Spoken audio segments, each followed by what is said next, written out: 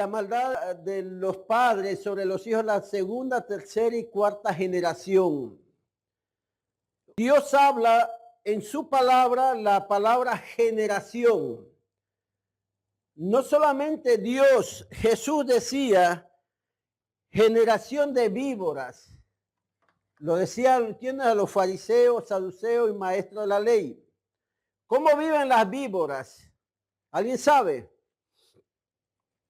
Las víboras siempre buscan un pequeño huequito debajo de un tronco, debajo de una piedra.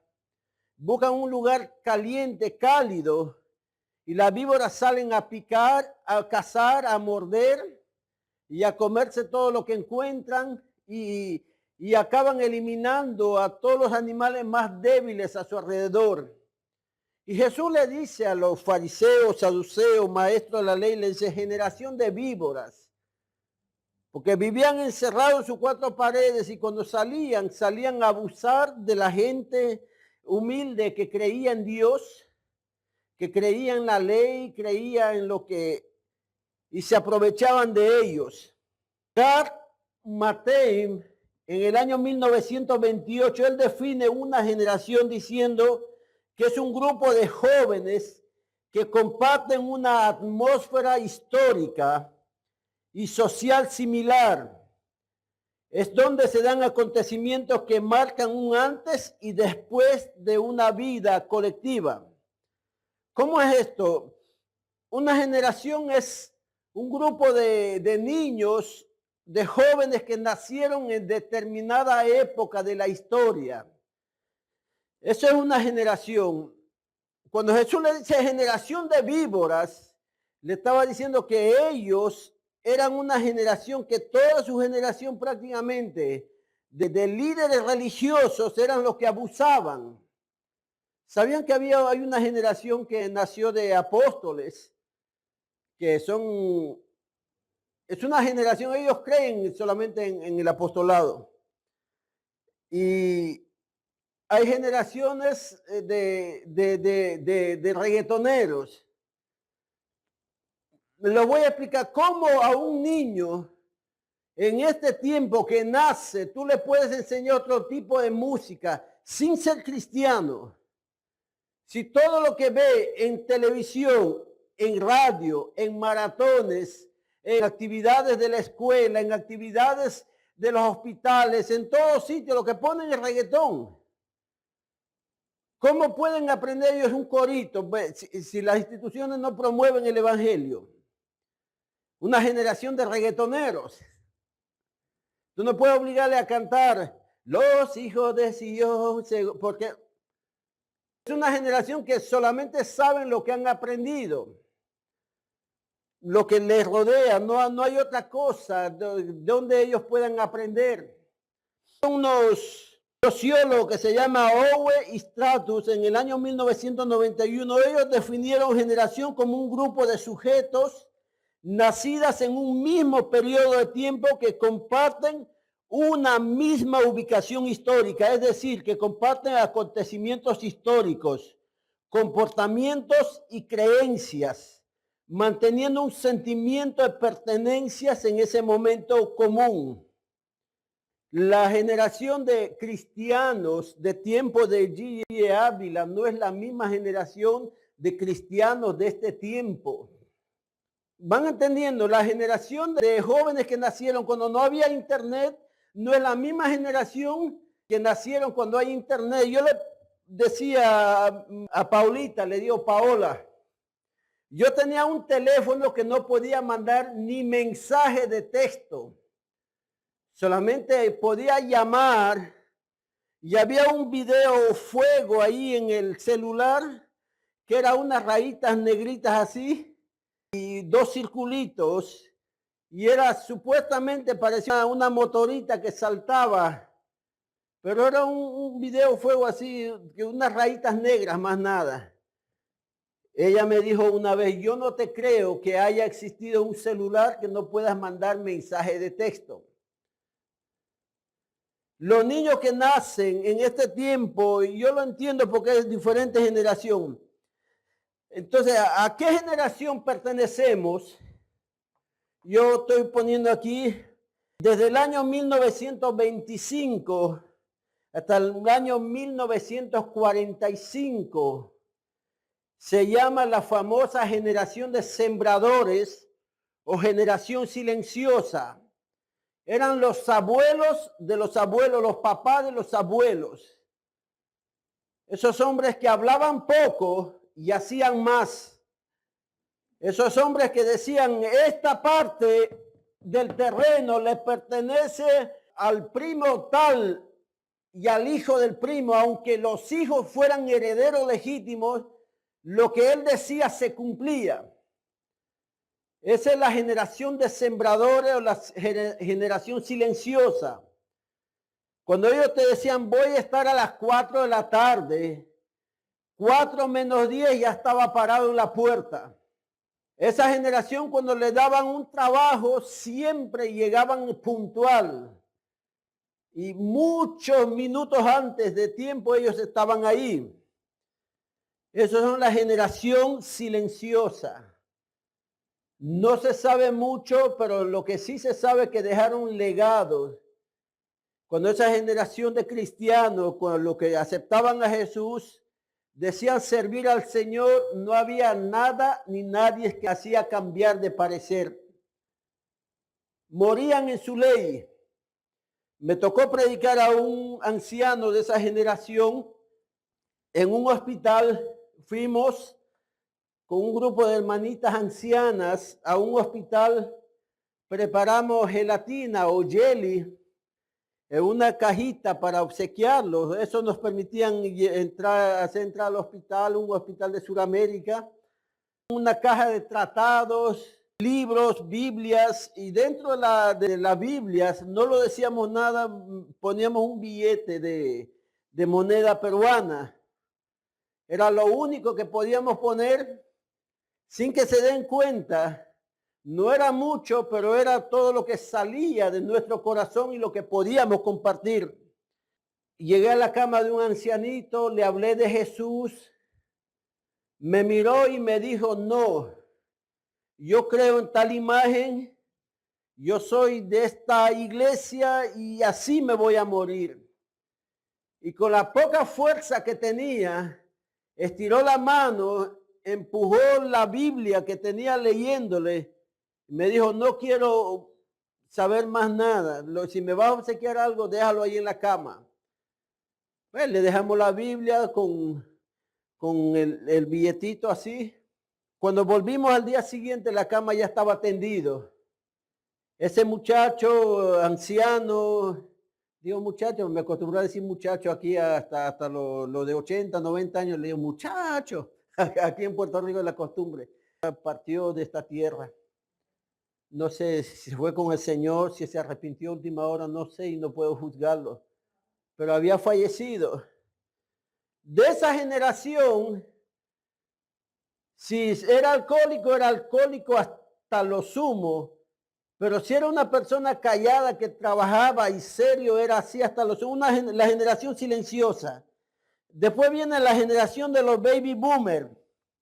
Los baby boomers lo llaman así porque es la generación que nacieron después de la guerra mundial.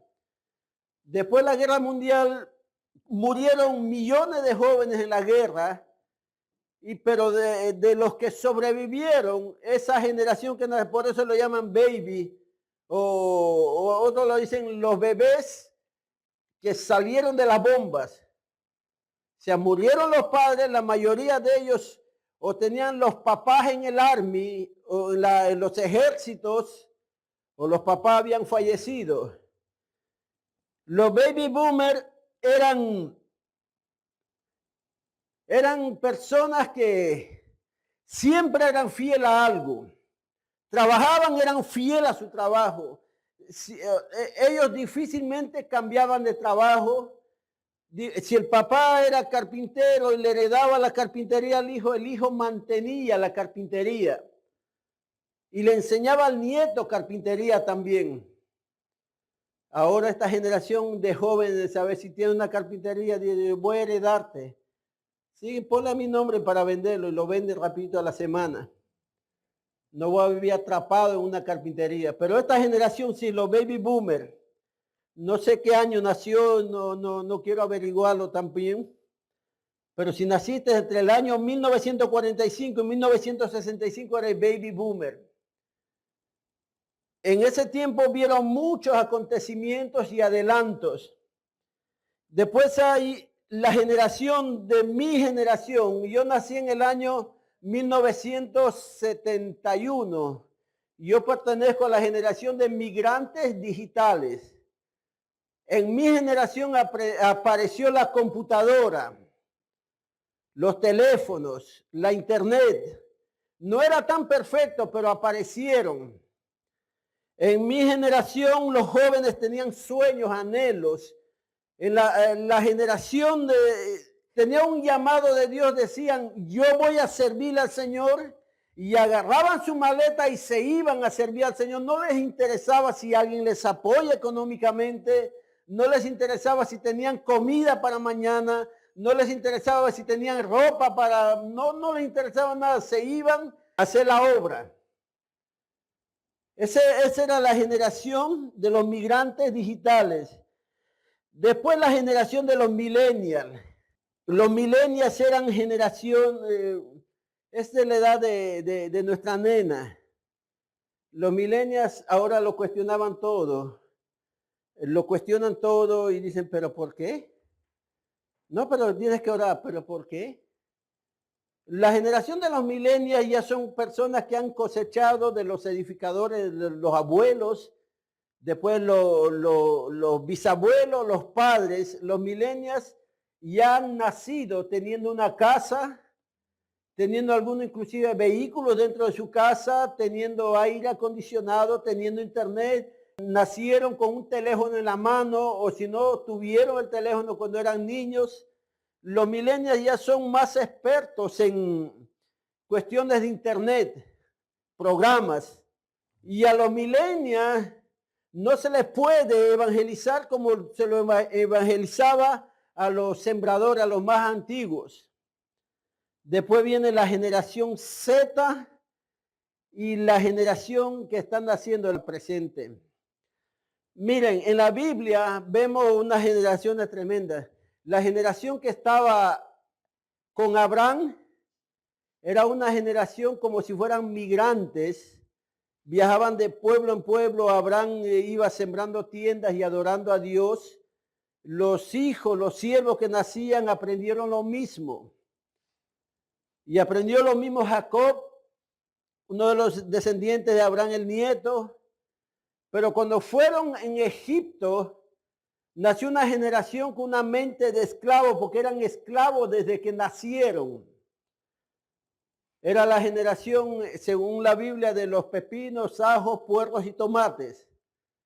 Porque cuando ellos salen libres, caminando al desierto, ellos dicen, nos acordamos del tomate, del pepino, nos sentábamos en la olla para comer los pescados que había allá. ¿Por qué nos ha traído hasta aquí Moisés? Nos queremos volver a Egipto, una generación que tenía esa mente. Los egipcios no les sembraban la huerta, los egipcios no le pescaban los pescados que comían, los egipcios no le traían la leña para cocinar la comida. Los egipcios sencillamente los hacían trabajar con látigo, y el tiempo que tenían en las tardes para dormir, aprovechaban unas horas para hacer su huerta. Pero ellos tenían esa mente esclavizada, y cuando fueron libres en el desierto, seguían teniendo. Es una generación así. Hay generaciones de jóvenes en este tiempo que dicen, yo voy a hacer misiones, pero nunca sacan su bendito pasaporte. No, yo voy a servirle al Señor y voy a pastorear. Pero ahí hay una iglesia pequeña, ¿puedes ir? No. Yo voy a ser evangelista, pero quieren que le den un púlpito dentro de unas 4 paredes. Un evangelista andaba por las calles predicando. Cuando me formé en el evangelio, cuando tenía 20 años, ya tengo 52, para mí era raro, bien raro, difícil ver un evangelista predicando en un púlpito. Los evangelistas siempre estaban en las calles, en los mercados, en las plazas, en los paraderos de autobuses, en los puertos donde descargaban las compras de los puertos de los ríos y de los mares. Ahí estaban los evangelistas caminando casa por casa, ganando almas para el Señor. Pero hay una generación de evangelistas que tú no los ves en las calles ahora.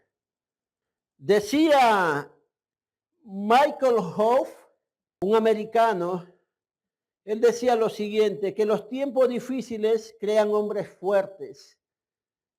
Cuando hay tantos problemas en la sociedad, tanta hambre, tanta necesidad, la generación que nacen fuertes.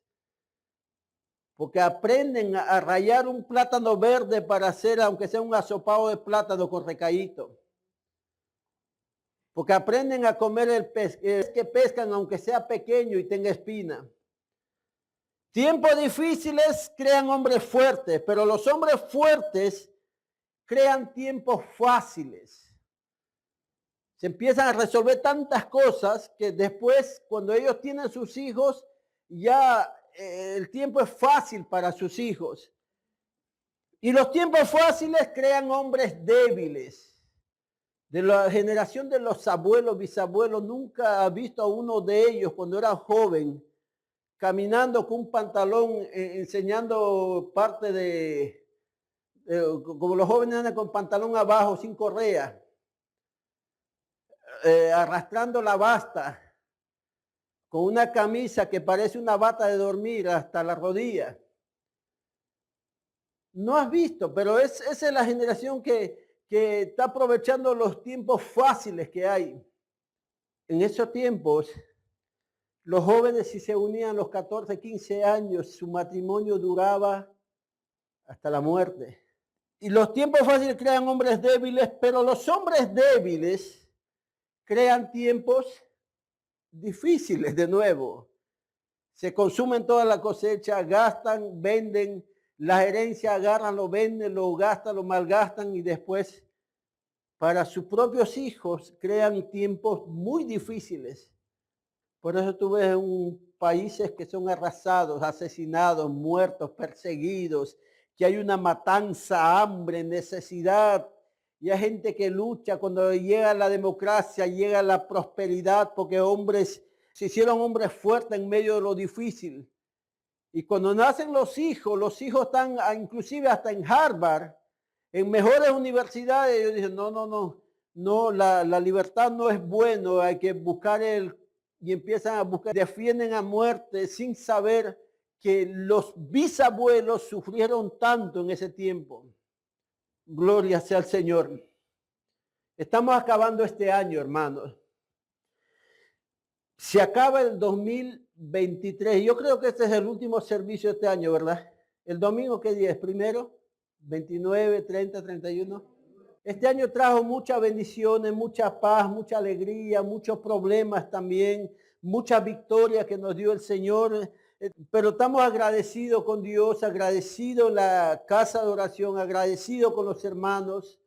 Estoy bendecido porque este año ustedes nos acompañan y eso es una alegría tremenda en nuestros corazones. Sé que no soy un pastor perfecto, pero les doy gracias. Los amo en el nombre del Señor. Y quiero decirles que vamos a dar gracias a Dios por este año. Vamos a hacer una oración ahora.